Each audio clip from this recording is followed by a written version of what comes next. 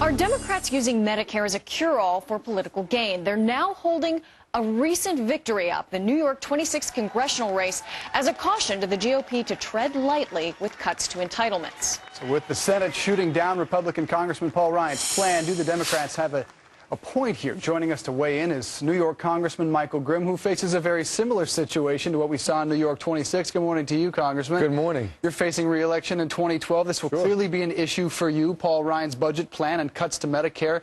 How was it perhaps missold there in New York 26, and how will you play it differently? Well, I think the third-party candidate was probably the largest factor. But certainly Medicare is an issue, and it should be an issue. The reality is that everyone knows it's going broke. So whether you like Paul Ryan's plan or you think it needs to be changed, that's fine.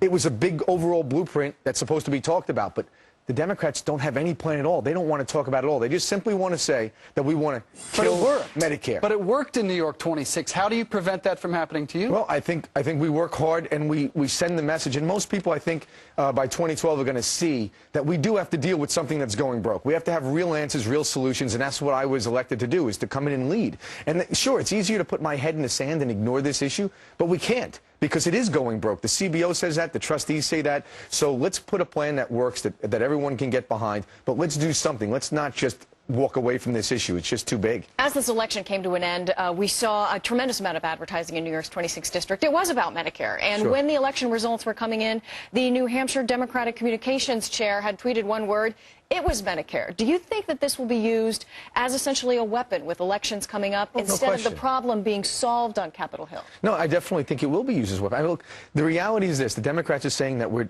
want to kill grandma, we want to destroy Medicare. That's a succinct, simple message. The fact that it isn't true doesn't really matter. That's a simple, succinct message. You know, if we look at history, though, it's Obamacare that took $500 billion out of Medicare. It's Obamacare that wants to put a 15-bureaucrat panel together to decide what the future of your care is going to be. So, but at the same time, they don't answer, what do we do when it goes broke? And it is going broke. Everyone knows that. So if we don't deal with this, there won't be any Medicare. That's a fact. So I think we have to be courageous. We have to have the political courage to step up and deal with this issue, and we have to force the debate. And that's what we're doing. We have to do a better job of messaging now.